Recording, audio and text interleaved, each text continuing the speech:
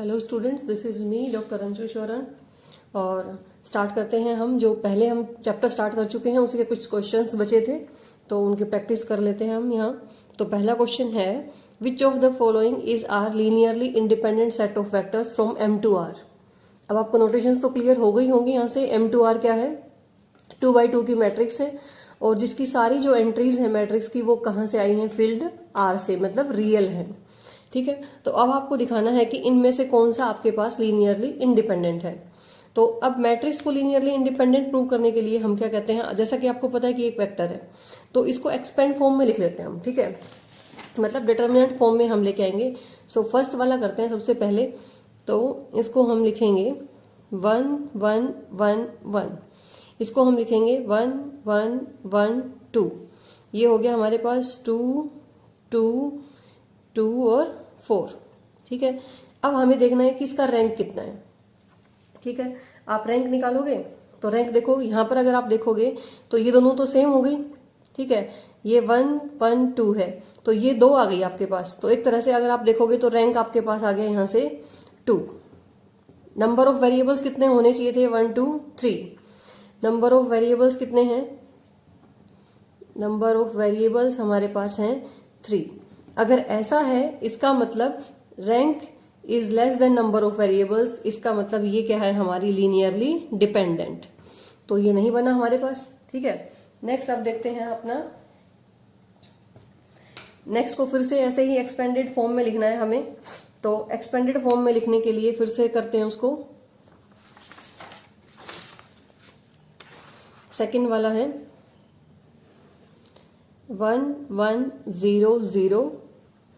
Next है अपने पास 1 2 0 0 0 0 1 -1 0 0 1 2। ठीक है, अब आप उसको इसका डिटर्मिनेंट निकाल के देखेंगे कि कितना आता है आपके पास। अगर डिटर्मिनेंट इसका पूरा आ जाता है, मीन्स 4 ऑर्डर की है, डिटर्मिनेंट 4 आ जाए और वेरिएबल्स भी 4 ही है, तो ये लीनियरली इंडिपेंडेंट हो जाएगी। ठीक है, तो अब इसका डिटर्मिनेंट आपको निकालना है। आप एक बार इसको पॉज करके आप इसको खुद से भी निकाल सकते हैं। ठीक है, इसका डिटर्मिनेंट वैसे अपना 4 ही आने वाला है। तो आप देखोगे सबके सब लीनियरली इंडिपेंडेंट हैं। यहां से आप निकालोगे डिटर्मिनेंट, तो इसके विद रिस्पेक्ट निकालोगे, फिर इसके विद रिस्पेक्ट निकालोगे, तो आप देख लेना ये नॉन जीरो आएगा। नॉन जीरो आएगा, इसका मतलब रैंक कितना हो गया आपके पास? 4। अगर रैंक 4 हो गया that is equal to number of variables. ये किसके इक्वल है? आपके नंबर ऑफ वेरिएबल्स के। ठीक है, अगर ये ऐसे इक्वल है तो फिर हम क्या बोलेंगे कि ये आपका क्या है? Linearly independent set of vectors है। ठीक है, सिमिलरली आप इनका भी चेक करोगे। इसका तो ऑब्वियसली आपको दिख ही रहा है कि रोज जो है आपके पास 3 रोज बनेंगी और जो 3 रोज बनेगी और जिसमें 4 वेरिएबल्स होंगे। ठीक है, तो फिर वो भी आपका लीनियरली इंडिपेंडेंट नहीं बनेगा, रैंक कम आएगा इसका। ठीक है, अब नेक्स्ट जो है 4th वन, अगर आप इसका रैंक निकालोगे तो इसका रैंक आपके पास 2 आएगा। ठीक है, या फिर मैं आपको निकाल के दिखा देती हूँ इसका 4th का। 4th आपके पास है, अगर आप यहां पे लिखोगे 1 2 0 0, नेक्स्ट आपके पास आएगा 1 3 0 0 और 12 15 0 0। ठीक है, ये उसको हमने रो फॉर्म में लिखा है, इस वाले को ये 3rd वन लिखा है हमने पहले। ठीक है, 3rd वन में आप देखोगे अब ये 2 रोज तो 0 ही हो गई। ठीक है, ये रैंक बनेगा नहीं, तो रैंक कितना बना इसका? 2। रैंक बना 2, नंबर ऑफ वेरिएबल्स थे 3, इक्वल नहीं है, तो लीनियरली इंडिपेंडेंट भी ये नहीं है, तो 3rd वन भी नहीं बनेगा। और सिमिलरली आप 4th को चेक करोगे तो 4th बनेगा अपना 1 0 0 0 1 2 0 0। इसको भी आप मैट्रिक्स में लिख के आप चेक करके देखोगे इसका, ये भी आपका लीनियरली इंडिपेंडेंट नहीं आएगा। ठीक है, तो जब भी आपके पास वेक्टर्स फॉर्म में है तो आप उनको एक्सपेंड करके लिख लोगे, मैट्रिक्स फॉर्म में ले आओगे। मैट्रिक्स का रैंक अगर आपका नंबर ऑफ वेरिएबल्स के इक्वल है, rank is equal to number of variables है, तो लीनियरली इंडिपेंडेंट है। और अगर कम है तो हम क्या बोल देंगे? वो लीनियरली डिपेंडेंट है। मीन्स कोई एक दूसरे का मल्टीपल आ गया होगा तभी हमारा रैंक कम हुआ है ना। ठीक है, तो फिर इसलिए वो लीनियरली डिपेंडेंट बन जाएगी। अब नेक्स्ट है, काफी इंपॉर्टेंट है ये आपके लिए। तो if p is prime number then how many different linearly independent set of single vectors, vectors कैसे होने चाहिए, सिंगल होने चाहिए, are there in VN_ZP। VN क्या बना आपका, n टपल्स होंगे और जो टपल्स हैं वो कहां से आएंगे, ZP से आएंगे। ठीक है, तो ZP में कौन कौन से वेक्टर्स, कौन कौन से एलिमेंट्स आते हैं आपको पहले पता होना चाहिए। 0 से स्टार्ट होते हैं और कहां तक जाते हैं आपके, अगर ये P है तो हमारे P-1 तक जाते हैं।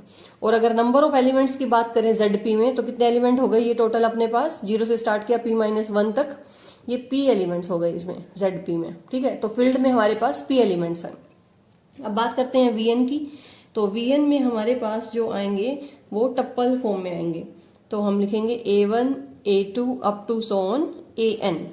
और ये के सारे AIs कहां से आते हैं, AIs हमारे आते हैं फील्ड से, और अपनी फील्ड यहाँ क्या है, ZP। ठीक है, तो ये हमारा VN है। अब हमें बताना है कि इस जो VN_ZP से कितने लीनियरली इंडिपेंडेंट सिंगल वेक्टर बनेंगे। अब आपको ये तो अच्छे से पता है कि जो सिंगलटन वेक्टर्स होते हैं वो लीनियरली इंडिपेंडेंट होते हैं, सिंगलटन वेक्टर्स लीनियरली इंडिपेंडेंट होते हैं, लेकिन जो जीरो है वो कैसा होता है, अगर जीरो सिंगलटन सेट है तो वो हमारा लीनियरली डिपेंडेंट बन जाता है। ठीक है, तो इसका मतलब इसमें जितने भी नॉन जीरो सिंगलटन वेक्टर्स हैं वो सारे के सारे लीनियरली इंडिपेंडेंट हैं। तो सिर्फ आपको एक ही चीज कैलकुलेट करनी है कि इसमें नंबर ऑफ वेक्टर्स कितने हैं, उसमें से सिर्फ जीरो को निकाल देंगे हम। ठीक है, तो इसमें नंबर ऑफ वेक्टर्स कितने आएंगे आपके पास, नंबर ऑफ वेक्टर्स आप देखोगे तो यहाँ ये बनेंगे आपके पास, देखो इसके पास कितनी चॉइसेस हैं, P, क्योंकि AI सारे P से हैं, इसके पास भी P, इसके पास भी P, तो टोटल चॉइसेस हमारे पास कितनी हो गई, P⁻n। लेकिन आपको लीनियरली इंडिपेंडेंट देखना है तो आप जीरो को नहीं ले सकते हो, क्योंकि singleton set zero linearly dependent हो जाता है। तो यहां से हम क्या कर देंगे, P⁻n में से उस जीरो वाले वेक्टर को घटा देंगे। तो ये जो है ये क्या है आपके पास, number of different linearly independent singleton set, number of different linearly independent singleton set. ये आप ध्यान रखना, यहाँ पे ये सिंगलटन है इसीलिए हम ऐसा लिख पाए हैं। ठीक है, अब एक एक दो लेके देखते हैं आगे कैसा होगा। चलिए अब नेक्स्ट देखते हैं। नेक्स्ट डेफिनेशन है, दिखती बहुत सिंपल है लेकिन बहुत ही इंपॉर्टेंट है। डेफिनेशन है ऑर्डर्ड सेट की। ए set S is equal to α1, α2, αn is said to be an ordered set if ith element of S is αi। Means अगर हमने इसको ऐसे लिखा है और अगर हम बोले कि इसका ith एलिमेंट, अगर आप यहाँ पे ith एलिमेंट में सपोज i की जगह 1 2 3 2 पुट करोगे तो α2, सेकेंड एलिमेंट 2 ही आना चाहिए, ऐसे करके है ये। और इनका ऑर्डर ब्रेक नहीं होना चाहिए, मतलब अगर α1 α2 ऐसे जा रहे हैं तो α1 के बाद 2 ही आएगा, 2 के बाद 3 आएगा, ऐसे करके ये है। तो ऑर्डर में है, किसी प्रॉपर ऑर्डर में है।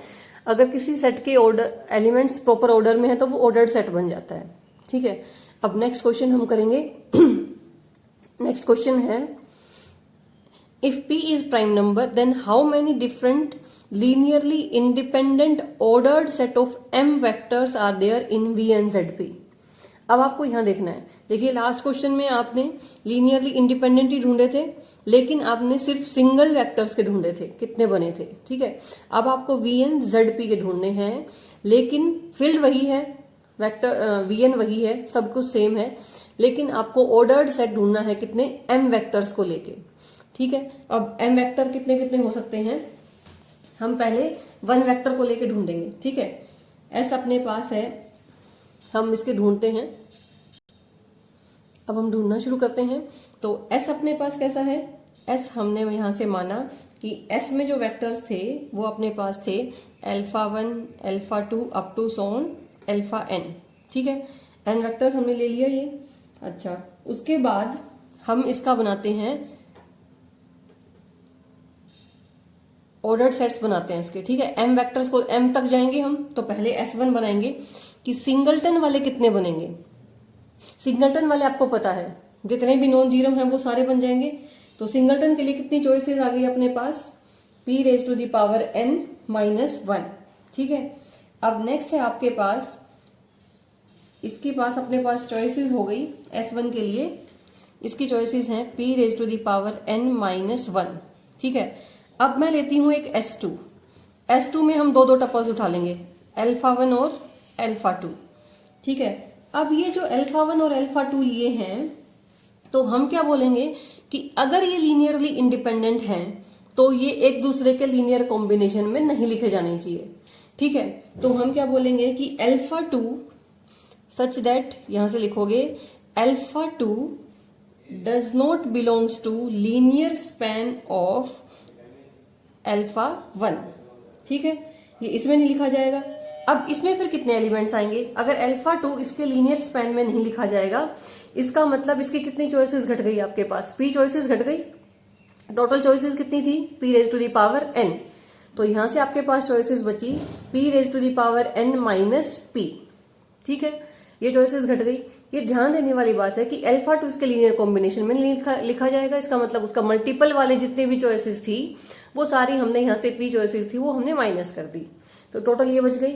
अब हम नेक्स्ट लेंगे एक S3। S3 में हम कैसे एलिमेंट्स लेंगे? α1, α2, α3 ऐसे लिया। अब ये जो α1, α2, α3 हमने लिए, ये आप कैसे लोगे? सच दैट ये जो α3 हमने यहां से लिया, ये does not belongs to the linear combination of α1 and α2। इनके लीनियर कॉम्बिनेशन में नहीं होना चाहिए। p यहां से घट गए, p यहां से घट गए, तो कितने घट गए? p स्क्वायर घट गए। ठीक है, तो इसका मतलब इसके लिए चॉइसेस कितनी बची हमारे पास? p raise to the power n minus p square. ठीक है, अब हम ऐसे ही करते जाएंगे लास्ट तक। तो 3 था, तब हम 2 तक गए।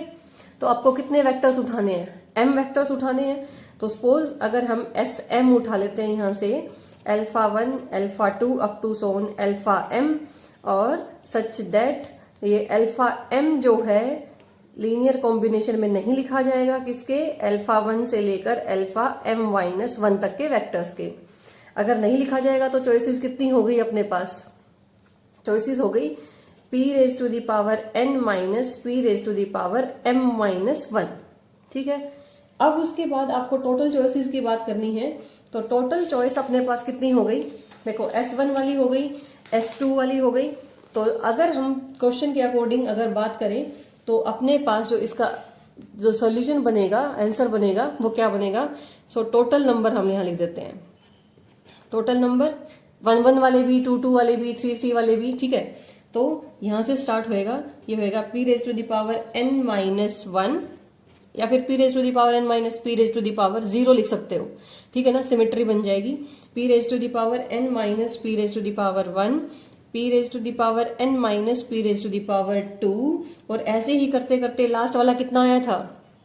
p raise to the power n minus p raise to the power m minus 1 तक हम गए थे। तो ये आपका टोटल नंबर, ये क्वेश्चन जो आपका था, if p is prime number then how many different linearly independent ordered set of m vectors are there in VNZP। तो ये आपका VNZP में m लीनियरली इंडिपेंडेंट वेक्टर्स इतने हो सकते हैं। ठीक है, तो इसको अगर आपको समझना है तो आप वापस से एक बार करके फिर से सुन सकते हैं। काफी इंपॉर्टेंट है ये, इस पे बेस्ड बहुत सारे अभी क्वेश्चंस अपने पास यहां से आएंगे। नेक्स्ट नोट है number of different sets of m linearly independent vectors from VNZP। p belongs to prime number, देखने में सेम वही पिछले वाला दिख रहा है सेम आपको, लेकिन आपने यहाँ ध्यान दिया हो तो ऑर्डर्ड जो वर्ड था हमने वो यहां से हटा दिया है। ठीक है, ऑर्डर्ड हटा दिया, इसका मतलब उसका ऑर्डर में होना वो अपने पास जरूरी नहीं रहा। ठीक है, तो अब कितने वेक्टर्स यहाँ पे बनेंगे? ठीक है, तो आपको ये तो पता है कि अगर ऑर्डर में था तो ये ऊपर वाला न्यूमरेटर आपके पास आ गया था। ठीक है, अब हमने ऑर्डर को हटा दिया तो जो S है उसमें एलिमेंट्स कौन कौन से थे आपके पास? α1, α2 से लेकर αm तक हम जा रहे थे ना, क्योंकि m चॉइसेस थी अपने पास अल्फा। तो अगर आप इसकी चॉइसेस देखोगे, इसके पास कितनी चॉइसेस हैं? m, कुछ भी हो सकता है अभी, α1, α2, αn ऐसे करके। अब जो ये यहाँ आ गया डिफरेंट होने चाहिए, तो ये आ गया m माइनस 1 चॉइसेस ऐसे करके 1। तो टोटल चॉइसेस कितनी हो गई? ये m फैक्टोरियल। तो अब ऑर्डर को हटा दिया तो इसको डिवाइड कर देंगे हम इसके m फैक्टोरियल से, तो ये हो जाएगा। ठीक है। ठीक है, तो अब आप याद रखेंगे कि वी एंड जेड पी के जब भी आपको लीनियरली इंडिपेंडेंट वेक्टर्स ढूंढने हैं, एम लीनियरली इंडिपेंडेंट वेक्टर्स अगर एक सेट में आएंगे तो ढूंढने हैं, तो अगर ऑर्डर वर्ड यूज करोगे तो सिर्फ ये आएगा, और अगर ऑर्डर्ड को हटा दोगे तो यहां पर नीचे डिवाइड कर देंगे हम एम फैक्टोरियल से। नेक्स्ट क्वेश्चन है, how many different ordered set of two linearly independent vectors are there from P3Z3। पहला क्वेश्चन तो यहां तक हो गया। And how many different sets of two linearly independent vectors are there from P3Z3। ठीक है, एक ऑर्डर्ड वाला ढूंढना है और एक सिंपल जो आपका different set of two linearly independent वाला ढूंढना है। ठीक है, अब सबसे पहले बात आती है P3Z3 की। P3 क्या है? पोलिनोमियल है डिग्री 3 की, और जिसके कोफिशिएंट्स कहां से आए हैं? सारे के सारे Z3 से आए हैं। तो अगर आपके पास P3Z3 हम लिखें और नंबर ऑफ वेरिएबल्स आपसे पूछे, यहां पर नंबर ऑफ एलिमेंट्स कितने हैं, तो वो हम अभी ढूंढते हैं। तो पहली बात 3 डिग्री की पोलिनोमियल है, तो हम कैसे लिखेंगे? a plus B X plus C X square plus D X cube. ठीक है, और जितने भी सारे कोफिशिएंट्स हैं ए बी सी डी, ये हमारे कहां से आए हैं? Z3 से आए हैं। ठीक है, तो अब कितनी चॉइसेस हो गई अपने पास? अगर आपसे पूछे कि इसमें नंबर ऑफ वेक्टर्स कितने हैं, नंबर ऑफ वेक्टर्स कितने बने, देखो इसके पास कितनी चॉइसेस आ गई? Z3 में कितने होते हैं? 3, और हैं कितने? 1 2 3 4, so 3 raise to the power 4 vectors हैं आपके पास। ठीक है, 3 raise to the power 4 vectors हैं। सिमिलरली जैसे आपने पीछे किया था कि नॉन जीरो वेक्टर्स कितने बने, सिंगलटन सेट वाले ढूंढेंगे तो 3 raise to the power 4 minus 1, फिर 2 वाले ढूंढेंगे तो अल्फा बीटा लेंगे, वो उसे लीनियरली उसके लीनियर कॉम्बिनेशन में नहीं आना चाहिए, तो आ जाएगा 3 raise to the power minus 3 आ जाएगा। ठीक है, तो अगर आप फर्स्ट की बात करें, जो हमने यहां से फर्स्ट क्वेश्चन देखा था ऑर्डर्ड सेट वाला, तो अगर उसकी बात करें तो अपने पास कितना आंसर आएगा? उसका आंसर अगर देखें हम फर्स्ट वाले का, तो कितना बनेगा? 3 raise to the power 4 minus 1, 3 raise to the power 4 minus 3 raise to the power, आपको पता है कि पावर कहां तक जाएगी? m वेक्टर्स थे तो m माइनस 1 तक जाएगी, अपने पास यहाँ 2 है तो 2 माइनस 1 1 तक जाएगी पावर। ठीक है, तो ये फर्स्ट का आंसर हो गया। और अगर सेकंड की बात करें तो 3 raise to the power 4 minus 1, ये तो आता ही आता है, 3 raise to the power 4 minus 3, और नीचे डिवाइड किससे हो जाता है? m फैक्टोरियल से किया था। यहाँ अपने पास कितने हैं? वेक्टर्स 2 हैं, तो इस यहाँ किससे डिवाइड कर देंगे हम? 2 फैक्टोरियल से। तो बस ये आंसर आ गए आपके। सिंपल, आपको वर्ड्स पे ज्यादा ध्यान देना है, बाकी लॉजिक इसके पीछे क्या था वो आपको पहले उसमें समझा चुकी हूं मैं। नेक्स्ट क्वेश्चन है, how many different ordered sets of 3। अब देखना है कि 3 वेक्टर्स का चाहिए। 3 linearly independent vectors are there from M2 3Z2, and second वही डिफरेंट है, ऑर्डर्ड वर्ड को हटा दिया। ठीक है, अब आपको यहां देखना है कि सबसे पहला काम आपको होता है कि ये जो स्पेस दे रखा है इसमें कितने एलिमेंट्स हैं, कितने वेक्टर्स हैं इसके अंदर। ठीक है, अब ये स्पेस कौन सा है? नोटेशंस आपको यहाँ क्लियर होनी चाहिए कि मतलब ये कौन सा सेट है। ठीक है, तो ये M2 क्रॉस 3 लिख रखा है, इसका मतलब ये मैट्रिक्स है आपकी 2 क्रॉस 3 की, और जिसके सारे के सारे एलिमेंट्स कहां से आएंगे? Z2 से आएंगे। तो अगर हम M2 क्रॉस 3 Z2 को लिखना चाहें तो वो कैसे लिखेंगे? हम यहाँ इसमें लिखेंगे A B C D E F।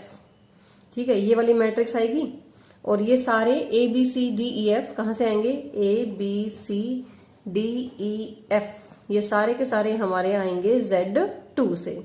Z2 में कितने एलिमेंट्स हो गए? 0 1 और 1 ही हो गए, सिर्फ 2 एलिमेंट्स हुए यहाँ। ठीक है, इसके पास 2 चॉइसेस 2 चॉइसेस 2 चॉइसेस 2 2 2, तो कितने नंबर ऑफ एलिमेंट्स हो गए अपने पास? 2 रेज टू दी पावर 6। ठीक है, और अगर अल्फा को नॉन जीरो लोगे तो कितने हो गए? फिर से वही 2 raise to the power 6 minus 1। तो अगर आप फर्स्ट आंसर की बात करोगे, फर्स्ट वाले की बात करोगे तो कितना आएगा? 2 raise to the power 6 minus 1, 2 raise to the power 6 minus, ये 2 रेज टू दी पावर 0 लिख सकते हो इसको, यहां से 2 रेज टू दी पावर 1, और कहां तक जाएंगे? जो m होता है, m अपना यहाँ 3 है, सो m माइनस 1 तक जाएंगे हम, तो मतलब 2 तक जाएंगे। So 2 raise to the power 6 minus 2 raise to the power 2, ये हो गया आपका फर्स्ट आंसर। और अगर सेकंड की बात करें तो डिवाइड कर देंगे हम m फैक्टोरियल से, सो ये तो रहेगा numerator as it is, 2 raise to the power 6 minus 2, 2 raise to the power 6 minus 2 square, और इसको डिवाइड कर देंगे हम किससे, m फैक्टोरियल से। m फैक्टोरियल अपना कितना है, यहाँ पे 3 है m, तो यहाँ आ जाएगा आपका 3 फैक्टोरियल। ठीक है, नेक्स्ट है if m less than equal to n then number of different matrices of order m cross n of rank m, यहाँ पे रैंक देखना है आपको, over ZP where p is prime number is, तो ये कितनी बनेगी ये आपको देखना है। ठीक है, ओवर ZP देखना है और आपको देखना है कि ऐसी कितनी मैट्रिसेस बनेगी जिनका रैंक m है। ठीक है, अब रैंक m है, इसका मतलब रैंक कितना दे रखा है आपको, rank of a, suppose a उसको मान लेते हैं, तो रैंक अपने पास है m। इसका मतलब अगर रैंक m है, इसका मतलब लीनियरली इंडिपेंडेंट वेक्टर्स कितने हैं अपने पास, लीनियरली इंडिपेंडेंट वेक्टर्स की बात करें तो कितने आ गए, m आ गए। ठीक है, और हर एक रो के पास कितने एलिमेंट्स हैं, n है। ठीक है, n टपल्स है ना, हर एक रो में n वेक्टर्स हैं, और लीनियरली इंडिपेंडेंट कितने बने, m। तो सॉरी, ईच रो में आपके पास n टपल्स हैं और लीनियरली इंडिपेंडेंट आपके पास m वेक्टर्स हैं। ठीक है, और जो हर एक रो है आपके पास वो क्या होती है, ऑर्डर्ड सेट होती है। आप ऐसे नहीं चेंज कर सकते हो कि फर्स्ट एलिमेंट की जगह सेकंड, सेकंड की जगह फर्स्ट। ठीक है, तो वो ऑर्डर्ड सेट है। अब आपको यहां से इतनी चीजें पता चल गई, ऑर्डर्ड सेट होती हैं, each row is ordered set, linearly independent m vectors हैं। तो अब आपका ये क्वेश्चन जो हमने फर्स्ट टाइप वाला क्वेश्चन किया था उसी टाइप का हो गया कि m linearly independent m vectors को लेकर ऑर्डर्ड सेट, इस सेट से कितने बनेंगे। ठीक है, सेट में कितने एलिमेंट्स हैं, ZP है, ZP में कितने बनेंगे, p raise to the power n। ठीक है, तो अपने पास ओवर ZP था ना, तो p एलिमेंट्स थे और मैट्रिसेस m क्रॉस n की थी। टोटल एलिमेंट कितने बने, p raise to the power n, और non zero p raise to the power n minus 1, तो सेम वही चलेगा। तो आंसर इसका कितना बनेगा, p raise to the power n minus 1, p raise to the power n minus p raise to the power n minus p square, और ऐसे ही जाते जाते कहां तक जाएगा, फिर वही p raise to the power n minus p raise to the power m minus 1 तक।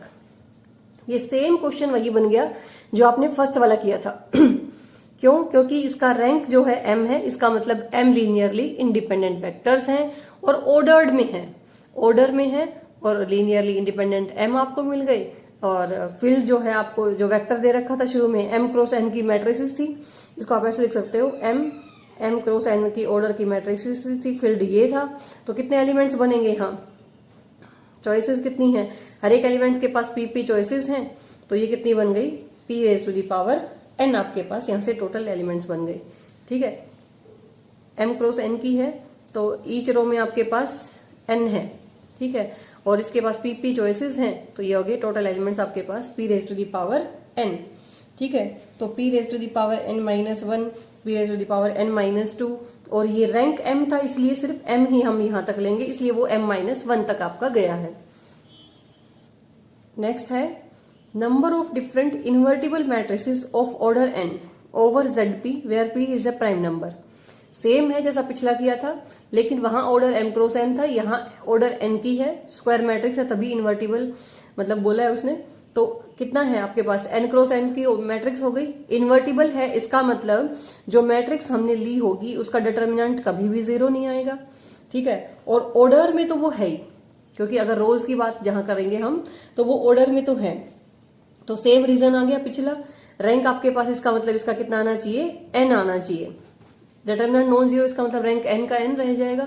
तो सेम उसी लाइंस पे अगर आप इसके आंसर की बात करें तो यहां से आ जाएगा p raise to the power n minus 1, p raise to the power n minus p raise to the power n minus p square, और up to so on, last में आपके पास आएगा p raise to the power n minus p raise to the power n minus 1 हो जाएगा। यहाँ वहां m linearly independent vectors की बात कर रहे थे, यहाँ हम n की बात कर रहे हैं, तो इसलिए ये n माइनस 1 आ जाएगा आपके पास। नेक्स्ट है अपने पास number of different invertible matrices of order n over ZP। यहां तक तो वही सेम है, whose determinant is k will be equal to, अब कितना बनेगा ये आपको देखना है। डिटर्मिनेंट k है, इसका मतलब नॉन जीरो रहा होगा, इन्वर्टिबल मैट्रिक्स रही होगी। ठीक है, तो जो हमने पहले किया था, तो अब के अपने पास टोटल केसेस कितने आ जाएंगे, ये आप लिखोगे total number of invertible matrix, total number of invertible matrix, और इसमें से डिवाइड जैसे आप ऑर्डर सेट वाला वो कर रहे थे, तो number of possible, total number of possible non zero determinant, total number of possible non zero determinant. ठीक है, ऑर्डर सेट को हटा दिया तो वही आ जाएगा एक तरह से ये। तो कितना आएगा? Total number of invertible matrix आपको पता है कैसे निकालते हो, p raise to the power n, यहाँ पर कितने हैं p एलिमेंट्स थे और n ये उसका ऑर्डर है, तो ये अपने पास आएगा p raise to the power n minus 1, p raise to the power n minus p raise to the power n minus p square up to so on, ये गया p raise to the power n minus p raise to the power n minus 1 तक। और अगर नीचे देखोगे तो determinants possible non zero determinant, possibility कितनी थी p, तो p में से एक को घटा दो यहां से जीरो वाले को, तो ये आ गया p माइनस 1। ठीक है, नेक्स्ट है how many 4x3 matrices of rank 3 are there over Z2। सिर्फ रैंक की बात करी है, डिटर्मिनेंट की नहीं की, इसका मतलब हमें डिनोमिनेटर में नहीं चाहिए। ठीक है, तो सीधा सीधा फॉर्मूला अप्लाई करेंगे, आंसर कितना आएगा? फील्ड में एलिमेंट्स है 2, रैंक कितना है 4x3 की मैट्रिक्स है, तो टोटल पॉसिबिलिटीज कितनी आएंगी अपने पास 2 रेज टू दी पावर 4, तो यहां से कितना आएगा 2 raise to the power 4 minus 1, 2 raise to the power 4 minus 2 और 2 raise to the power 4 minus 2 square. बस इतना ही करना था आपको यहाँ पर। नेक्स्ट है how many invertible matrices of order 3 are there over ZP। Over ZP है और चॉइसेस कितनी है 5 रेज टू दी पावर 3 बन जाएगा यहाँ से, तो कितना बनेगा 5, इसका जो आंसर बनेगा वो 5 raise to the power 3 minus 1, 5 raise to the power 3 minus 5 और 5 raise to the power 3 minus 5 raise to the power 2 तक। ठीक है, नेक्स्ट आपके पास how many matrices of order 3 are there over ZP whose determinant is 1। अगर determinant 1 वाला है तो आपको पता है कि आपको डिवाइड किससे करना पड़ेगा p माइनस 1 से। डिटर्मिनेंट अगर इसको p माइनस 1 से डिवाइड करना पड़ेगा तो कितना है यहाँ पर आपका p कितना है 5, so 5 raise to the power 3 minus 1, 5 raise to the power 3 minus 5, 5 raise to the power 3 minus 5 square, और नीचे क्या आएगा total number of possible non zero determinant कितने आएंगे आपके पास 4 बचेंगे, तो आप यहाँ लिखोगे 4। ठीक है, ये यहाँ से हो गया। नेक्स्ट देखते हैं, नेक्स्ट है how many singular matrices of order 3 are there over ZP। तो देखो हमें नॉन सिंगुलर निकालना आता है, टोटल मैट्रिसेस में से अगर नॉन सिंगुलर को माइनस कर देंगे तो क्या बचेगा अपने पास, सिंगुलर मैट्रिसेस बच जाएंगी। तो अब हम इसको कैसे करेंगे, इसका जो आंसर बनेगा वो कैसे निकालेंगे हम, टोटल नंबर ऑफ, यहां से निकालेंगे total number of 3x3 matrices over Z5। इसमें से किसको माइनस कर दें, non singular matrix, non singular मतलब इन्वर्टिबल मैट्रिक्स, सो इसमें से माइनस कर देंगे हम number of invertible matrices, invertible matrices over फिर से वही Z5। ठीक है, तो ये आपके पास कौन सी बचेंगी, ये कौन सी बचेंगी आपके पास सिंगुलर मैट्रिक्स बचेंगी।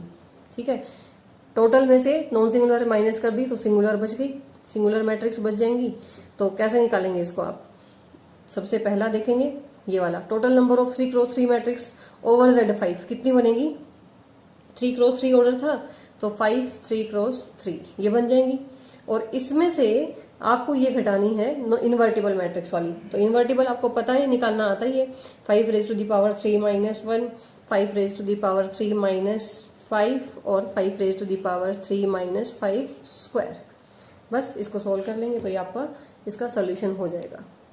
ठीक है, तो इस लेसन के लिए इतना ही था। नेक्स्ट लेसन में हम मिलेंगे बेसिस के साथ। अब नेक्स्ट टॉपिक हमारा बेसिस होगा जो कि बहुत ही इंपॉर्टेंट है, बेसिस डायमेंशन ये सब वहां निकालना है। तो अगर आपको ये लेसन्स नेक्स्ट लेसन आपको जल्दी से जल्दी जानकारी चाहिए मेरे आने वाले लेसन्स की, तो आप चैनल को सब्सक्राइब कीजिए।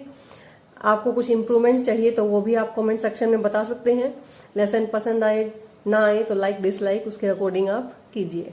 Okay then, thank you.